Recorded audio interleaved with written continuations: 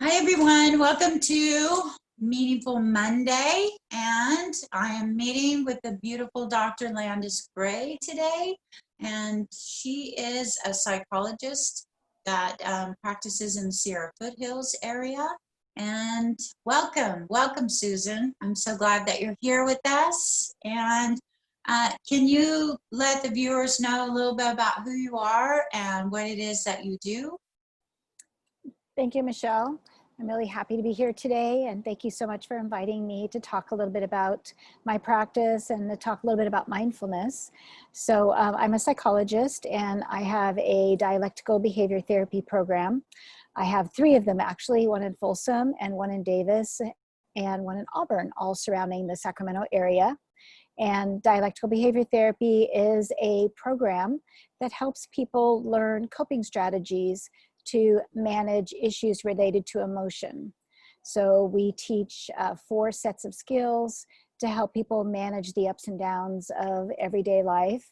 And for people who also have issues related to anxiety or depression or other forms of stress, or have maladaptive coping strategies like people that use drugs and alcohol, or eat 20 donuts or spend too much time on their computers, to help them find alternative strategies to manage emotions and to have healthier choices. Nice. So, I just want to let the viewers know a little bit. So I've known Susan since 2007. And one of the things that I've always loved about you is that the way that you teach. You have a form about you that is not intimidating in any way, and you just come from a sense of equanimity with people. I think you never come from this place of above or more educated or more really anything. The playing field has always been level, at least my experience with you. And I think that I've seen you do that in your practice too, which is something I absolutely admire about you, being able to just come from that really teaching place that you really want people to understand so that they can utilize those skills practically in their everyday lives. So that's one thing that, yeah, I love about you. So let's see. I'm looking at my notes here. So can you define your definition? What's your definition of mindfulness?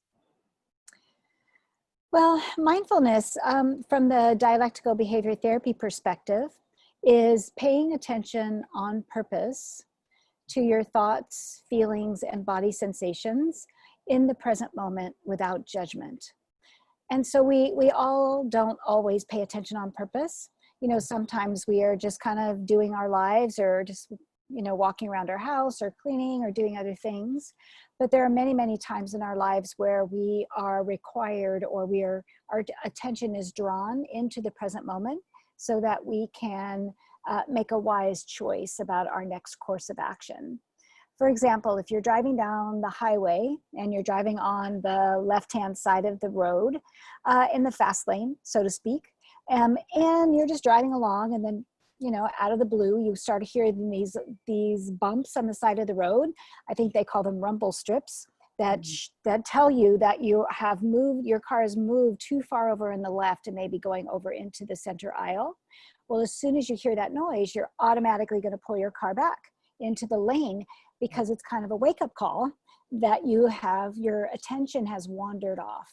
And so we would consider that a moment of mindlessness. And then when you bring your car back, it's a moment of mindfulness. So that's an example.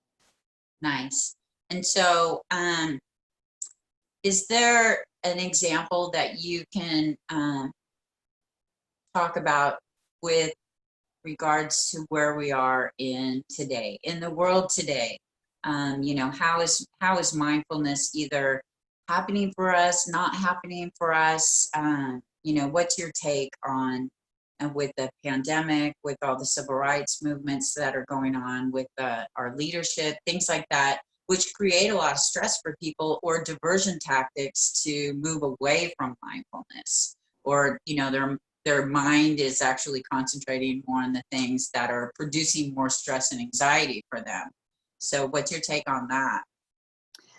Yeah, that's a big question. So maybe we can break it down into smaller chunks, you know. So one thing that came to mind for me is this idea of judgment. And so in the dialectical behavior therapy world, judgment is considered to be negative. It's a way in which it increases our negative emotion. So we're not talking about discernment, where you're trying to make a decision. We're talking about judgment. And that is usually about you not appreciating something someone else is doing. For example, somebody not wearing a mask when you think that they should be. And so there's a lot of opportunity right now because people have variations on the theme of what constitutes their own personal safety, you know, all the way from people that are doing nothing to protect themselves or the people around them, to people that are very, very persnickety about where they'll go, what they'll do, when they won't have a mask, when they will, and everything in between. Just like in life and in our culture and society, people fall in between, you know, these two kind of extremes of being. And so, so one of the things that can increase negative emotion is being, you know, judgmental when you see things going on around you that you can't change. So dialectics is really about trying to find the middle path between those things that we kind of need to accept versus the things that we can change. And where can we find balance between those two places? Mm-hmm. And so one of the things that we can change is ourselves. So we can change our attitudes. We can use our mindfulness skills to bring our attention to our own judgments or negative emotions, and then we can work on changing those. So, you know, mindfulness at its core is really about our intention and our attention. What are our intentions towards other people in the world? Is it our intention to be loving and kind? Is it our intention to have a peaceful, less stressless day? And then where do we put our attention once the day starts? So if we want to spend our day noticing the people around us, and we're keeping track of those that do or do not follow our own safety guidelines, you know, we may have a very long list, you know, at the end of the day, depending on how large the city is that we're in. And is that useful or helpful? Is that going to nurture me and nurture my soul? Or is that just going to create more stress and anxiety? But I can protect myself and make sure that I'm washing my hands and that I'm using sanitizer, that I have a mask, that I'm doing what I need to do for me and my family. So, you know, and that's, you know, just a small part. I also think it might be good for some people that, you know, people that have a lot of fear, a life where fear shows up a lot for them, to maybe minimize the amount of time that they spend looking at the media and at things that are going on around the world, not to not be informed, but maybe to minimize just the amount of influence that is having on their everyday experience. Yeah, that's great advice, because I've been known myself to go down the Google rabbit hole sometimes. And unfortunately, it gets perpetuated by the fact that you can read 10 different articles on both sides of the fence, and you just are left still unknowing and not knowing. And it just kind of exemplifies, you know, what do I do? How do I move forward from here? What's the right action to take? So I agree. Less media can be much better for peaceful minds. Yes. So can you talk a little bit about your, like, what drove you to DBT? So, you know, I know that you've worked in a lot of different facets, and you landed in DBT and have really become an expert in that particular field. And can you just share with us a little bit about what that journey looked like for you? Absolutely. I was turned on to DBT in 1997. So I went back to graduate school to get my PsyD a little later in life. And my first year I was in school, someone handed me a paper that had been written by Marsha Linehan, who is the woman that developed dialectical behavior therapy in the late 80s and the 90s. So this was in 1997. So up until that point, for 10 years, I had been working in the field of substance abuse. So I had worked in all aspects of the field, residential, outpatient. I was living in the Bay Area in Oakland at the time, had a private practice, and did a lot of work in substance abuse. And so when I read that paper and it described all of these tools and skills to help people change behavior, my thought was, wow, this is going to be the best adjunct to substance abuse treatment ever since Bill and Bob met in the 1930s. And lo and behold, here we are 23 years later, and there's DBT being taught in almost all substance abuse programs in the US. It's amazing kind of where it's come to now. And the reason it was so amazing is because for those of you who are listening, who are in 12-step programs, you know, when the Big Book was originally put out, you know, there's a set of tools in the AA book that have now been, you know, expanded to NA and other 12-step programs. But at the time in the 1930s, you know, it's kind of a small list. You know, you can call your sponsor, you can pray about it, you can work the steps, you can use your phone list, you can go to a meeting, you can go to many meetings.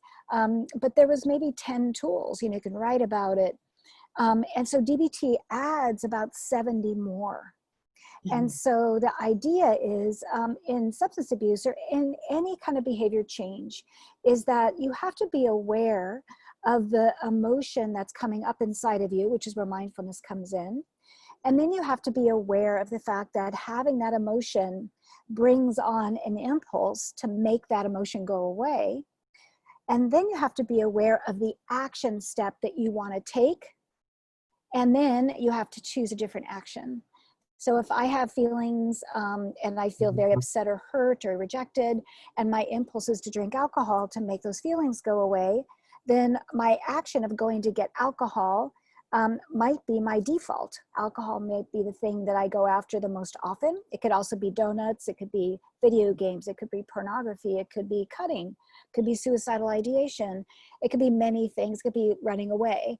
And so the idea is between the impulse, want to drink, and the action, put the alcohol in my body, we have to build this incredible amount of space to choose a different action. And that's where mindfulness comes in. It comes in by learning how to become aware of one's emotional world, which they were teaching in substance abuse when I came into the field 30 years ago. Anybody who's out there that was around back then, remember those face charts that they used to have on the walls where they had all the faces and the smiley faces so we could pinpoint emotion. You know, it's still true today that being aware of our emotional world and also being aware of our thoughts and how our thoughts and emotions are connected is what drives our actions. And so mindfulness is really about attending to our thoughts and our emotions and having the ability to change our actions as a result of those. So I just have seen DBT just be, for me, a way to contribute to the field of addiction and also to mental health, to help people make different, more healthy choices, you know, in their lives. Yeah, I kind of look at it like the skills to incorporate a very long pause before acting, right? So I know that there are times that I probably need a longer mindful pause when it comes to my adult children and how I respond sometimes when we're having conversations. And I'm learning more about doing that, but that's more of how like an ism shows up for me in current day in regards to 20 something years ago. It looked a lot different. And, you know, having that ice cream, you know, maybe I didn't get enough done during the day. And so I feel this underground anxiety or self-battering that, you know, I didn't get all the things done that I needed to get done. And instead of taking the time to just forgive myself for that, I, you know, all of a sudden have this really great craving for ice cream, right? And to be able to pause and go, wait, you know, what am I emotionally dysregulated? Is that really what's going on? And am I trying to fill a hole with ice cream, that if I could just pause, feel what it is that I'm feeling, utilize some skills to get to the right action. And the right action may be a cup of ice cream, but for the most part, it's really not in the long haul, because then I go down the spiral of, well, why did you have that ice cream, right? Right, right. Yeah, what a great example, Michelle. It's, a lot of our discontent, comes from reacting instead of responding to situations that we're in. And so you described it so well, is this idea is the more time that we have between the time that the situation arises and our chosen response to that, the better the outcome.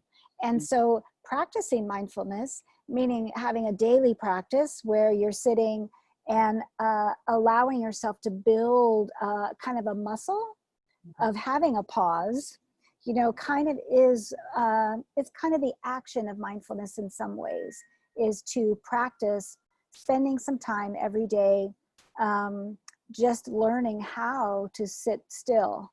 No matter what's going on, no matter what you're thinking or what's going on around you, so that when the time comes that you really need that pause, that you're able to do it. So for those out there that are in 12-step, that's step 11 work, sought through prayer and meditation. It's the meditation part that where the 12 steps talk about building a muscle of calmness, so that we don't overreact to situations that present themselves to us. Nice.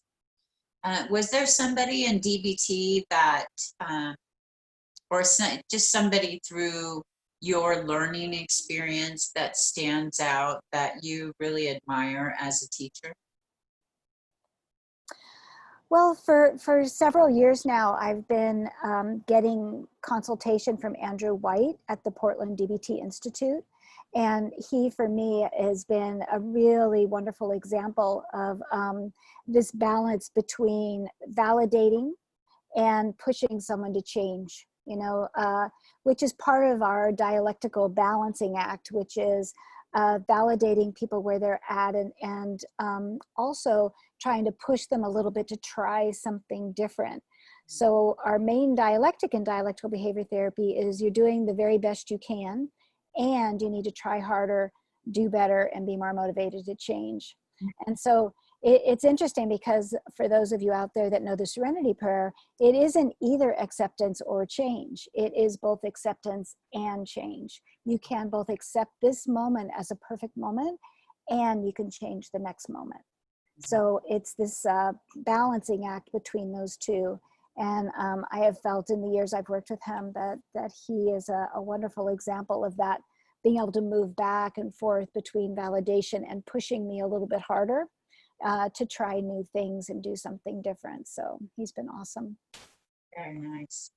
So moving forward, I know that you've agreed to kind of take us through a little mindfulness meditation. Do you want me to get my little Tibetan bowl? Do you have one handy? Got my own. Very good. Well thought out. See? Alrighty. Well, let's just set up the mindfulness for a second. So what I'm going to do is a very short Shamatha meditation. So Shamatha meditation is one type of meditation. Vipassana is another type of meditation. So the purpose of this particular type of meditation is to bring our attention and awareness on our breath. That's the only thing we have to do, is just return again and again to the breath. And over the years that I've been studying meditation and Buddhism and mindfulness, I have found this to be the simplest and the easiest meditation to do and to remember and to practice. And so I just thought I'd just lay it out about why this type. And if people want to look that up, Shamatha, they can get full instruction on it. And then I'll give you a little more information about it also after the meditation. So what I'm going to do is I'm going to ring the bell.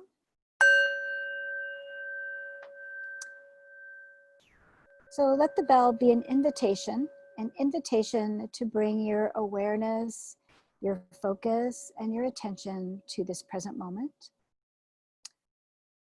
So the first step is just to take a tall posture in your chair, just to sit up straight with your crown of your head kind of pointing towards the sky, your feet grounded on the floor, and your seat firmly on your cushion or in your chair.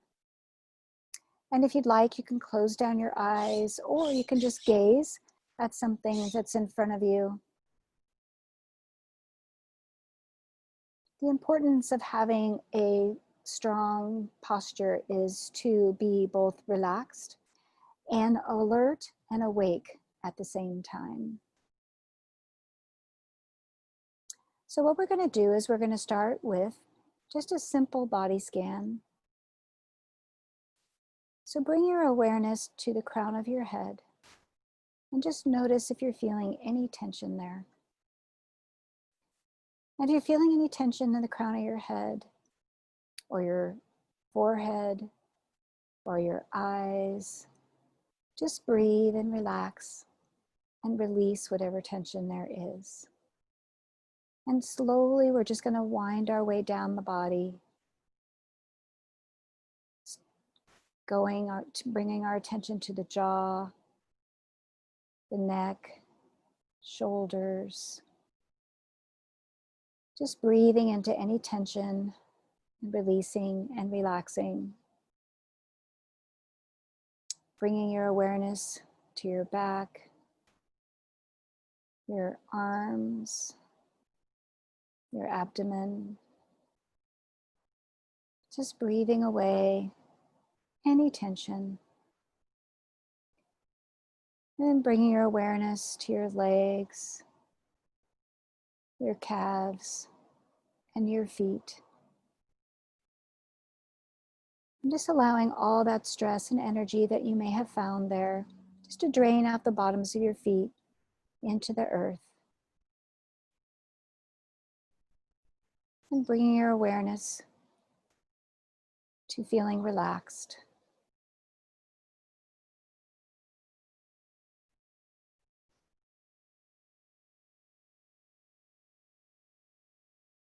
And now, bring your attention to your breath.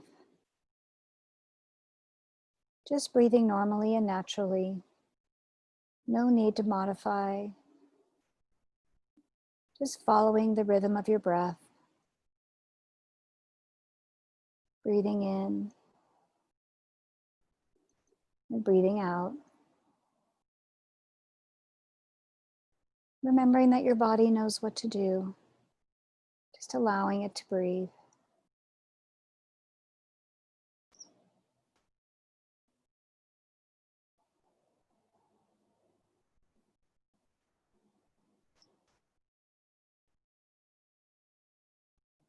You notice your mind starting to wander. That's okay, no problem. Just bring your awareness back to your breath. That is the practice. Just coming back to your breath again and again.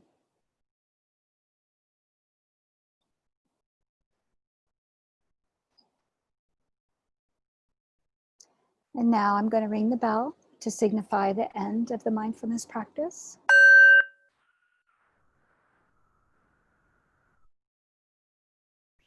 So come back to the room. And even though the bell is signifying the end of the mindfulness practice, it's actually signifying the beginning of the rest of our lives. So each day, each new moment is the beginning of the next moment. Oh, thank you. Thank you. Thank you so much. That was nice. I needed that. And hopefully our viewers can take that and implement those skills. To just doesn't have to be some long, eccentric, intricate meditation. It could be something as just, really centering in, getting grounded, paying attention to our breath, and just taking a few moments to do that. So thank you so much. Yeah, you're welcome. Yes. I'm looking at my little notes here. Dun dun dun dun.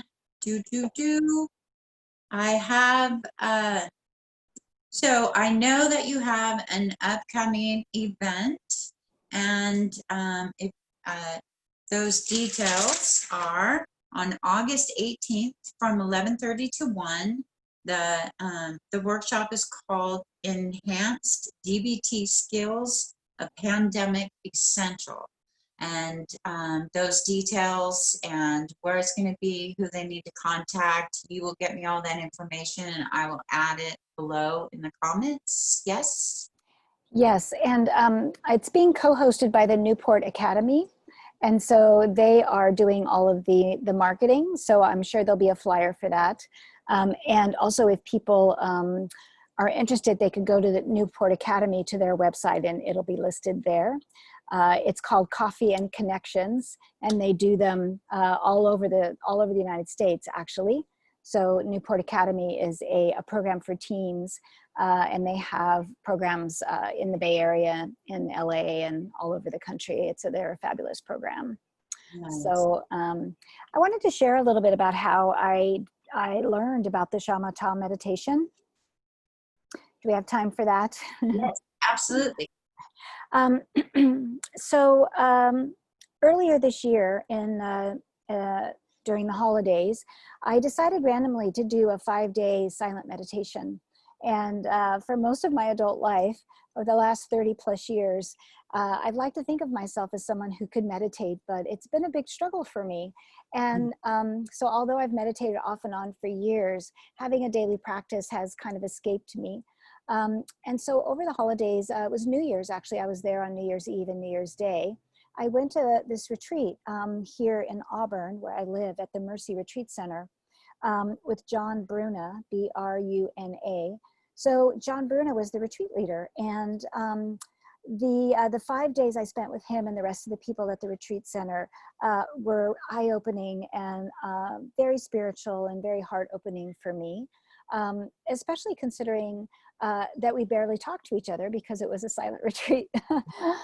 So that's where I learned about Shamatal meditation. And so since then, I've been practicing it almost every day and starting with 10-minute intervals in the same way that I presented it today to you guys, only the quiet part is longer. And what I've noticed since then is how my mind works. I've gotten so much more aware of the things that pull my attention away, the way my mind likes to worry or plan meals, or worry about something in the future. I mean, all of a sudden I'll be thinking of a recipe in the middle of my mindfulness. And, our minds are very busy, and their job is to work all of the time.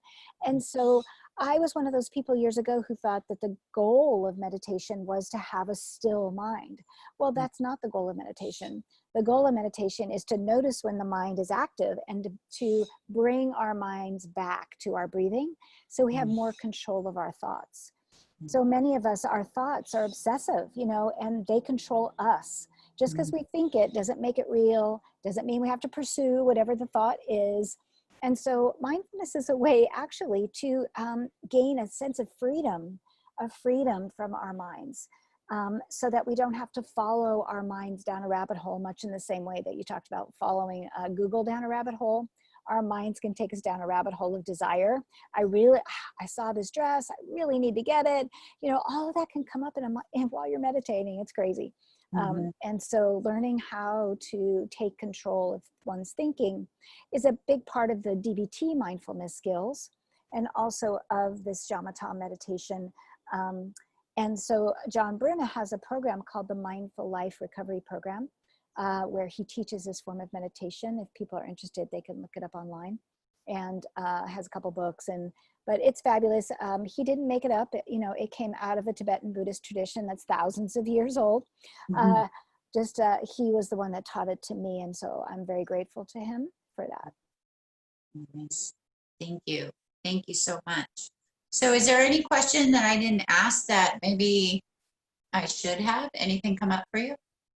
Well, I did have a quote, which was something that you and I had discussed briefly about sharing with the folks out there. And so this is actually a quote from John Bruna, and I have it on a sticky note on my computer that I just went and pulled off. And it says, I have been successful at 1,000 ways to not be happy. Mm. I have been successful at 1,000 ways to not be happy.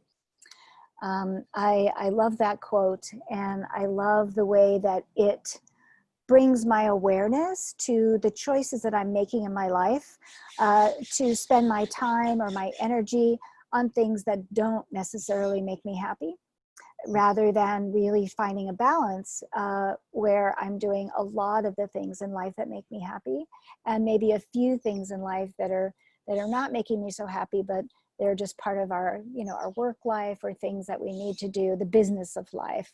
Mhm. So once again, I've been successful at 1,000 ways to not be happy. So that's my quote for the day. Nice. Very nice. Thank you so much for that. What a great thoughtfulness exercise. And yeah, just trying to find the polar opposite of that, and how, yeah, for me, how can I incorporate a lot of things to create a sense of happiness in my life. And Right. those, for me, it can be very simple. I know my daily practice currently of getting up and making a cup of tea, as simple as that is, squeezing a lemon and putting in it, being mindful and just making that cup of tea and loving that, I love this particular tea, and really being grateful and enjoying that little simple pleasure, and going out in the back. I like watching the sunrise, and watching the sun come up, and feeling the warmth on my skin, and hearing the birds, and watering my garden, and taking my Um, cat for a walk, which can really bring me happiness at times, and yeah. not so much at other times. Aw. All those things, as minimal as they may seem, are such greatness for me starting my day off, and really just, Yes. yeah, spending time in nature, and spending that quiet moment, and being grateful for such little things in my life. So, Thank you for saying that, because it kind of circles back around to the beginning of our talk, which is about skills for the pandemic, or skills for this difficult time. And so you nailed it. Really, it's about self-care. One of the things that leads people to be the most emotionally dysregulated is vulnerability. And most of us humans are a lot more vulnerable to emotion when we don't have self-care. When we're not taking care of ourselves, when we're not making sure each day, we've had enough rest, we've gotten some exercise, we're getting enough food, that we're having quiet moments with our tea or our coffee and our spiritual reading.